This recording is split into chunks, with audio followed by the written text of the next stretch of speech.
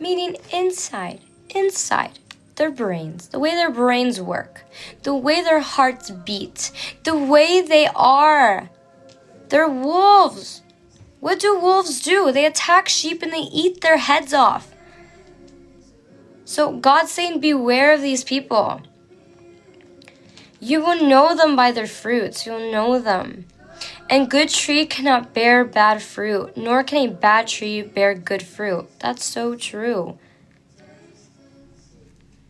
Even the tree that does not bear good fruit is cut down and thrown into the fire. There before their fruits you will know them. Yes, God gave us the power of discernment. Yeah, you're so good at this, Leonardo. You know. That's beautiful. I never knew you. Not everyone who says to me, Lord, Lord, shall enter the kingdom of heaven, but he who does the will of my Father in heaven. Many will say to me in that day, Lord, Lord, did we not prophesy in your name? Did I not cast out demons in your name and done many wonders in your name? And then I would declare to them, I never knew you. Depart from me, you who practices lawlessness. Meaning, guys, anyone can say they love Jesus. Anyone. An atheist, a lukewarm Christian, a Muslim, a Jew, a Hindu, anyone can say those words. But is there a real obedient relationship there?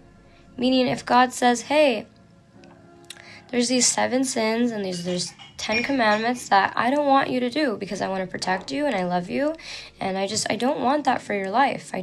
He knows that by doing just one of those, it will screw up a human's life. He knows this. And he says, hey, like, don't do it. And then there's, like, people that are like, but I love God. But they're, like, not obeying him and they want to love their sin. Yeah, God's going to be like, I never knew you.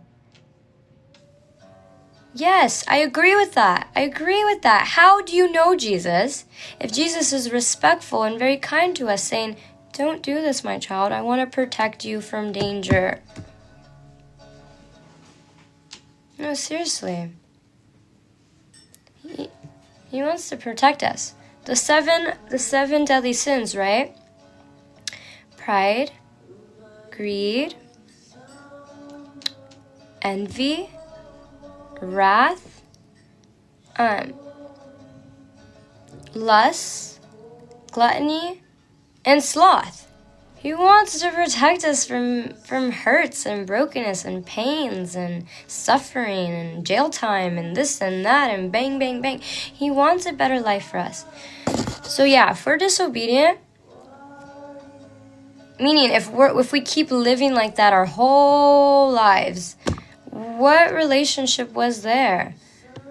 There was no like father and daughter or son-father type of relationship at all. In other acts, you could do the Lord's work and fall in love with the Lord's work, but forget about Jesus. Exactly. I hear you. If I'm being honest, guys, what he asked for us isn't that much. It really isn't, actually. It's okay. I know. When you feel that conviction, listen to God's voice.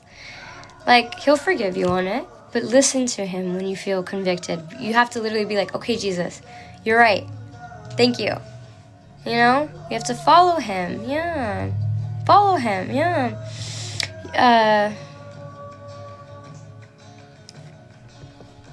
It's hard, brother. Probably the most struggle I'm with. You got it, though. You got this. Seek him more. Have that relationship. Build it. Be like, Jesus, I'm struggling with lust. Please convict me more. Meaning, thank you, Rob. Meaning, I want to hear your voice more. I want your voice to be loud in my head. Say that to him. He'll be like, okay, I got you. I want to help you, right? He'll be like, boom, I will make that voice louder. I will convict you so to help you in your walk with him, because lust is very, very, very dangerous. It's dangerous. You lose self-control. You lose your brain. You get crazy thoughts and crazy urges. and your heart's not in the right place, meaning you're looking at people and like, I need to do something with them, you know, it's selfish. It can lead to a pit hole of just like, of insanity. So when God says, hey, let's not do it, we should not do it. Gloria a Dios. Yeah. It's okay. You got this. I stopped fornicating because it would feel so guilty. That's beautiful. Yeah. There's no fun in fornication and sleeping with so many people. Like, there's actually no fun in that. Like, it's so temporary and it's useless. It's meaningless, actually. Because what? You guys say, okay, have a great day. It was nice. And then they do it to other people and other people and other people and other people. It's like, it's not fun. It's not a good feeling, you know? Okay. Plus, you're actually hurting each other and getting each other's unclean spirits. And then all of a sudden, you're more lazy, you're more tired, you're more angry. Like, you only get the negative. You don't get the positive out of it. You only get the positive out of it in a marriage, you know? Yeah. Good, Joshi. Oops. Okay. We're gonna read on Building on the Rock. Hallelujah. Aww. Someone gift her YouTube Premium. Whoa, what's YouTube Premium? Oh, because I have the ads. Oh, YouTube Premium's no ads? I didn't know this. That was funny. That made me laugh, actually. That was actually funny.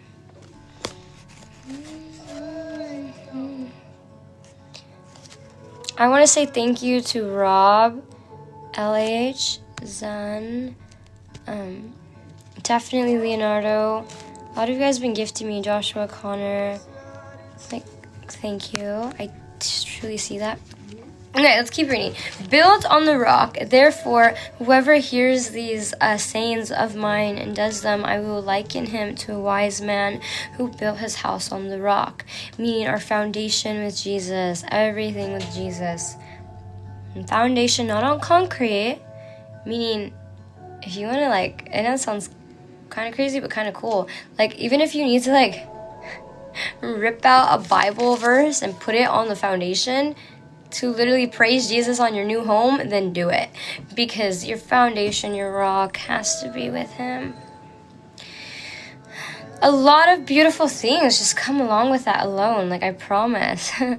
I will liken him to a wise man who built his house on the rock. And the rain descended, the floods came, and the winds blew and the beat on the house, and he did not fall. For it was founded on the rock. But everyone who hears these sayings of mine and does not do them will be like a foolish man who built his house on the sand. And the rain descended, the floods came, and the winds blew and beat on the house, and it fell, and great was in the fall. Yeah. And so it was when Jesus has ended these things that the people were astonished to his teachings, for he taught them on having authority and not as the scribes. Jesus cleanses a leper. When he had came down from the mountain, great multitudes followed him. And behold, a leper came and worshipped him, saying, Lord, if you're willing, you make me clean. Then Jesus put out his hand and touched him, saying, I am willing to be cleansed. Immediately his leprosy was cleansed. And Jesus said to him, see that you tell no one, but go your way, show yourself to the priest, and offer the gift that Moses commanded as a testimony to them. Nice.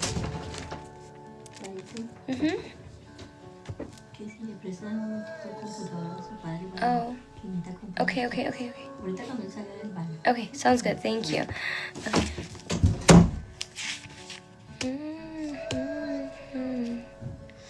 Okay, wind and water obey Jesus. We're now in Matthew chapter 8, verse 23. Now, when he got into a boat, his disciples followed him. Okay, and suddenly a great tempest arose on the sea, so that the boat was covered with the waves. But he he was asleep. Then his disciples came to him and awoke him, saying, Lord, save us, we are perishing. But he said to them, why are you fearful? Jesus is right there. Then why are you fearful? Oh, you little faith. Then he arose and rebuked the winds and sea, and then was a great calm. So then the men marveled, saying, who can this be, that even the winds and the sea obey him? Oh, God. Jesus was right there, and they